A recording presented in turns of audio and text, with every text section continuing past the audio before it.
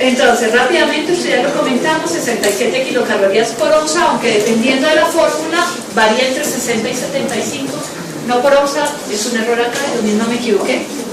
Aquí no es por onza, sino por 100 mililitros. ¿Una onza cuántos mililitros tiene? 30. Y 100 mililitros, pues son 100. Entonces, por onza no son 67 kilocalorías, sino 20.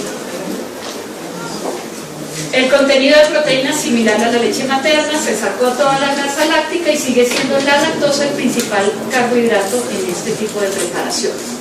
El segundo grupo, las de continuación, tienen un poco más de proteínas, la grasa sigue siendo de origen vegetal y además de lactosa como carbohidratos ya tenemos sacarosa que les queda en mayores de 6 meses y maltodextrinas. Nombres, pues no se los doy acá, después haremos como un taller para que ustedes conozcan los nombres de estas leches, dependiendo de la casa farmacéutica o industria que las produzca, pues hay diferentes nombres. De pronto ya han visto que hay una línea que se llama S26, que es de Pfizer-Wyeth. S26 antes de los 6 meses, 66 por... Después de los 6 meses se llama Promil y después del año se llama Protis. Hay otra línea que se llama Similac, que es de agua, y hay Similac 1, 2 y 3. Hay otra que se llama NAN, que es de Nestlé, y hay NAN 1, NAN 2, NAN 3, NAN Pro, 1, 2 y 3. Hay otra que se llama Enfamil, que es de Lipion, Enfamil 1, Enfamil 2, Enfamil 3. ¿Sí? Y así sucesivamente, porque la industria nos está avasallando con nuevas fórmulas a cada rato. Pero digamos que a nivel institucional ustedes formulan como de iniciación o fórmula 1, de continuación 2 o una fórmula de crecimiento. Leches enteras, pues básicamente es leche de vaca, ¿cierto? O en polvo. ¿Por qué? Porque muchas mamás les van a preguntar, por ejemplo, la clean, ¿en qué momento se la empieza? Si lo yo tomar leche clean, ¿no? La leche clean es leche entera, que viene suplementada con una que otra vitamina, pero es leche entera, entonces por ende no la podemos utilizar en niños menores de 1 año. Es importante tenerlo en cuenta. La leche de vaca entera, tal como nos la da la vaca, o la leche de bolsa o caja que tomamos todos, Alpina, no sé, las marcas, Alquería, Garra, etc., no es apta para el consumo de niños menores de 1 año por todo lo que vimos previamente. Alta carga renal de frutos que genera dificultades en un riñón inmaduro y además porque por el tamaño de las moléculas de la proteína y la gran cantidad de proteínas que tiene puede precipitar algunos fenómenos desde el punto de vista alérgico, ¿cierto? Alergia a esa misma proteína. Y otra cosa es que el contenido de electrolitos es 3 veces mayor al de las otras fórmulas, especialmente a nivel de sodio. Entonces no es apta para el consumo de un niño menor de 1 año, ¿cierto? Las grasas son de mala digestibilidad, etc. Entonces nos acordamos de las leches enteras, pero para niños mayores de 1 año. Bueno, cualquier marca la que ustedes quieran escoger. Sin embargo, como hay fórmulas de crecimiento, que son las número 3, que aunque son leches enteras, tienen adición de otras cosas, como vitaminas y minerales, si la familia está en disposición de adquirir una fórmula 3, porque son costosas, pues se les puede recomendar. Si no, a partir del año podrían dar leche de vaca, pero entera. Y ahora salvedad de una vez, porque muchos de nosotros, si consumen leche, como no sé si todos, porque ya es bastante difundido que no todo el mundo toma leche de vaca, pero en un niño menor de 5 años, si se le va a dar leche de vaca entre el 1º y el 5º año, debe ser una fórmula entera, no descremada, porque la grasa hace falta para el desarrollo neurológico, y no deslactosada, porque crónicamente la falta de lactosa, la lactosa sirve también para absorber el calcio. Entonces, si yo tengo un paciente crónicamente con una fórmula deslactosada, puede haber alteraciones en la absorción de calcio, que es fundamental en estas etapas para el crecimiento óseo y de otros tejidos. Bueno, entonces si asumimos dar una leche entera, después del año debe ser entera, no descremada ni deslactosada. Pues bueno, tienen un pobre contenido de hierro y es de baja biodisponibilidad. No sé si se acuerdan cuando vieron lactancia materna, ¿qué tiene la leche materna que haga que su hierro sea altamente disponible?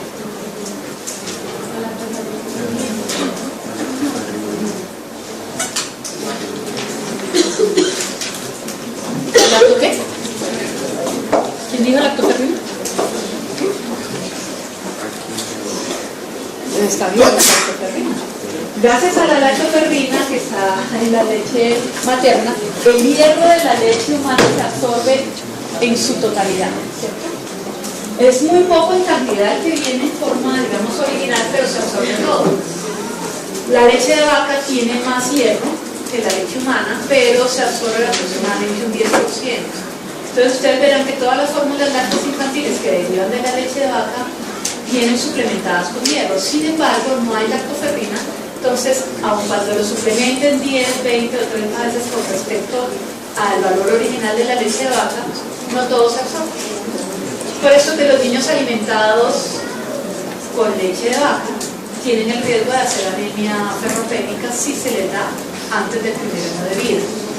Con fórmulas lácteas, pues dependiendo de la fortificación y de la introducción de alimentación complementaria, pues de pronto pueden disminuir el riesgo de la anemia ferropénica. Bueno, ¿qué más pasa con la leche entera? Que la relación calcio-fósforo es de 1.2 a 1, lo que no favorece adecuadamente la absorción de calcio. Y nos queda más lógico que estuviera más cercano al 1:1, ¿cierto? Y definitivamente, si yo les pongo casos extremos, ¿cierto? Porque se puede dar el caso de una familia en condiciones económicas muy difíciles, ¿cierto? Que no existe la posibilidad de dar una fórmula láctea infantil por costos.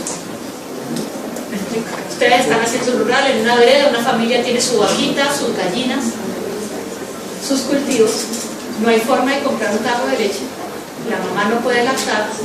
En últimas, si hay necesidad de darle leche de vaca, que no es el ideal, habría que hacer la transformación para podérsela dar, es diluirla, ¿cierto? Para bajar la cantidad de proteínas y de sal, pero en totalidad de un soporte de grasas de alguna forma, un aceite de origen vegetal, suplirlo y aumentar la densidad calórica de los carbohidratos, supliendo con algún carbohidrato, ¿cierto? Pero pues esto es un caso absolutamente extremo. La mayoría de las veces logramos una lactancia entre 4 o 6 meses y posteriormente pues hacer algo más. Pero la idea es que no utilicemos la leche de vaca entera en estos chicos. Bueno, entonces los riesgos ya los comentamos: mayor carga renal de solutos, tanto por proteínas como por sodio específicamente, tienen menor digestibilidad por la cantidad de proteína y el tipo de proteína, que es más suero que albúmina, más caseína que albúmina. Puede generar una pérdida crónica de sangre cuando el paciente consume leche de vaca en etapas muy tempranas. Por hipersensibilidad hay lo que se llama una gastroenteritis eosinofílica. Las macromoléculas por un lado entran y producen intolerancia a esta proteína, pero además alteran la mucosa de las vellosidades intestinales, favoreciendo sangrado crónico. Entonces estos niños sangran, no nos damos cuenta porque el sangrado es microscópico, pero pueden llegar sangrados variables de anemia y las consecuencias de la razón. Y pues lo que ya hemos comentado, son macromoléculas, las de la proteína de la leche, porque en su gran mayoría es proteína de suero, o sea, caseína, que son mucho más grandes, y al absorberse, son macromoléculas, generan una respuesta de hipersensibilidad y de alergia a este tipo de proteínas. Muy bien. Siguiendo entonces con las que no son las usuales, es decir, las originales de iniciación y de continuación, hablamos entonces que hay otro tipo de fórmulas que utilizamos en algunas condiciones fisiológicas o patológicas de nuestros niños. Entonces, la primera de ellas, la fórmula libre de lactosa.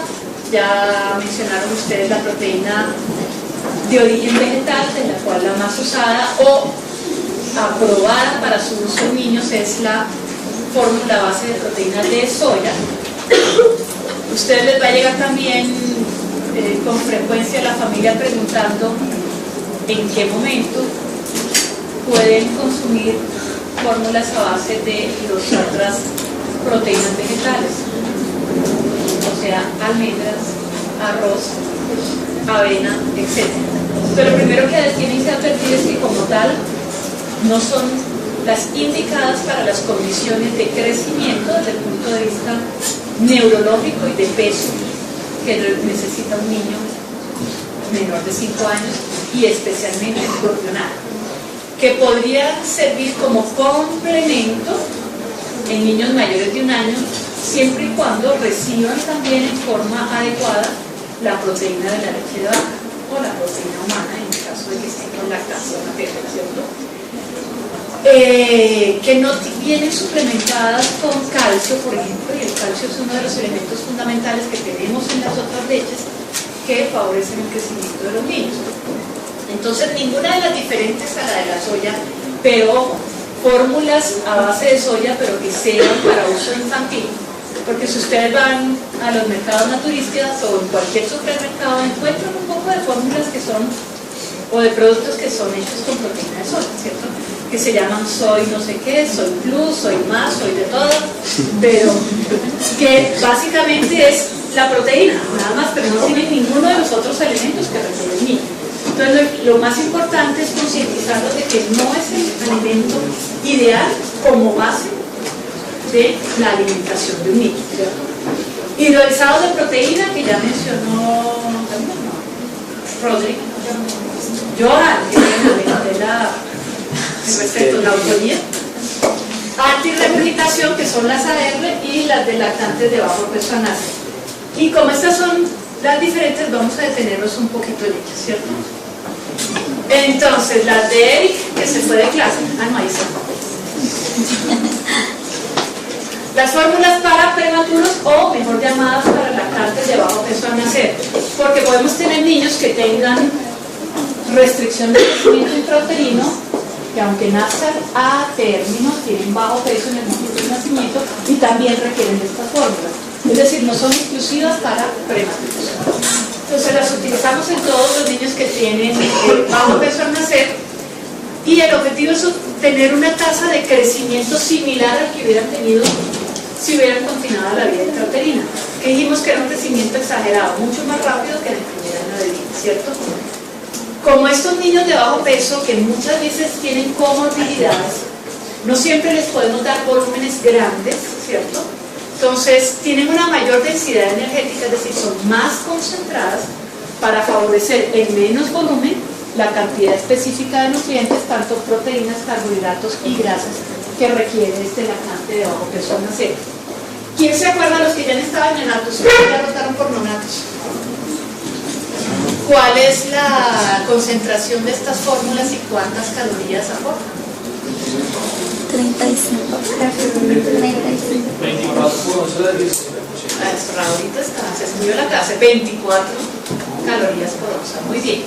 Frente a 20 o hasta 22 que teníamos en las otras, ¿cierto? Y aparte hay otras fórmulas que no se las voy a mencionar ahorita, pero que siendo también para lactantes de bajo peso, para situaciones especiales de niños en falla cardíaca, que definitivamente hay que restringir en forma importante el aporte hídrico, pero no el aporte calórico, vienen aún más concentradas. Entonces hay de 26 calorías por onza y de 28 calorías por onza.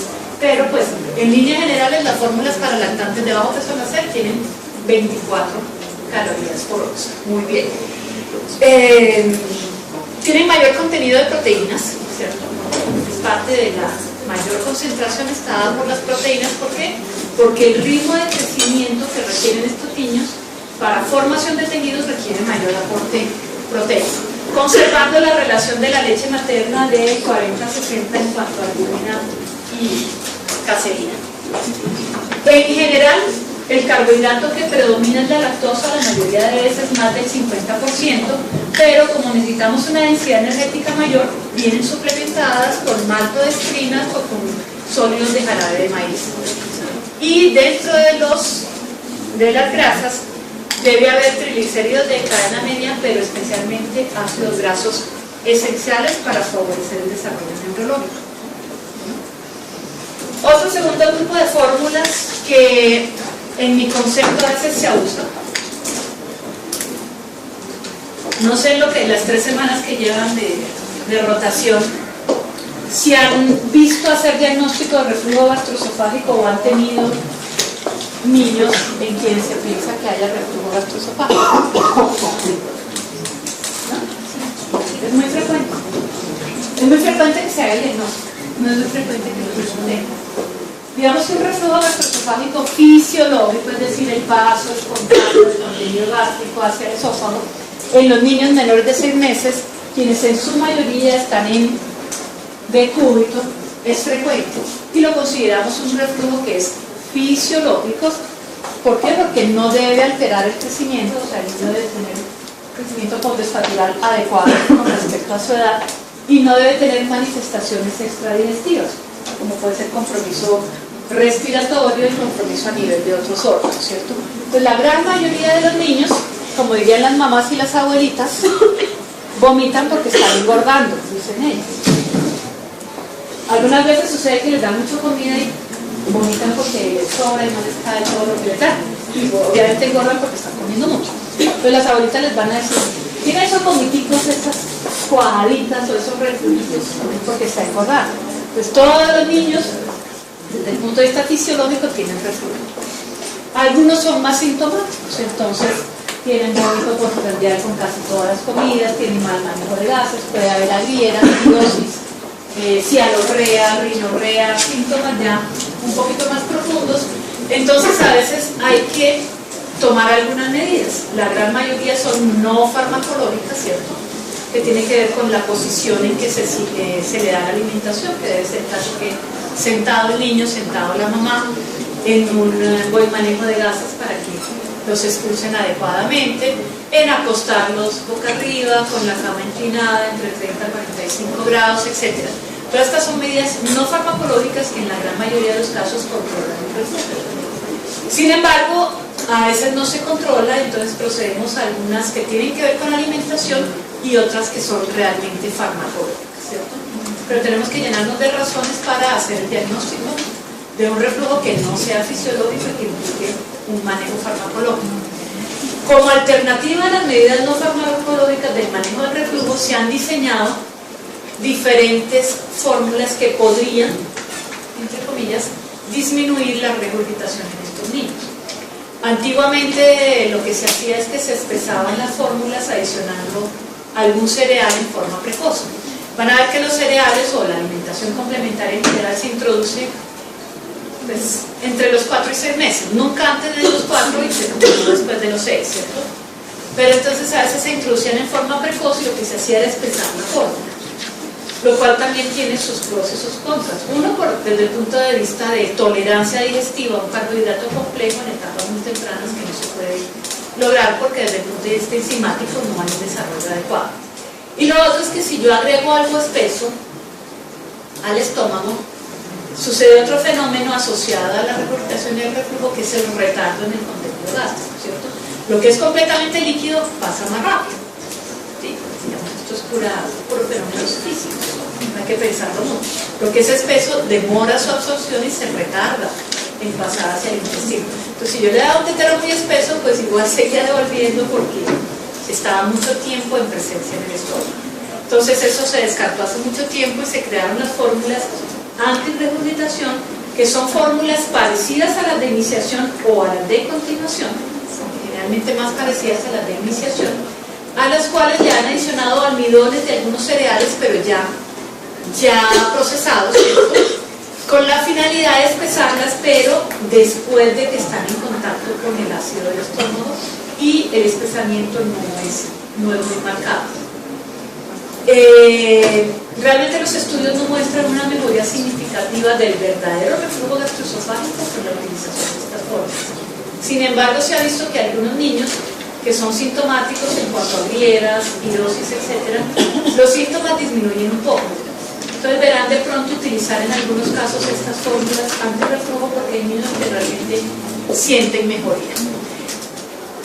La proteína no se modifica porque el problema no tiene que ver con la proteína. Entonces en su constitución, si son similares a la 1, pues está la relación de proteínas 40-60, y si son similares a la fórmula 2, menos disminuida.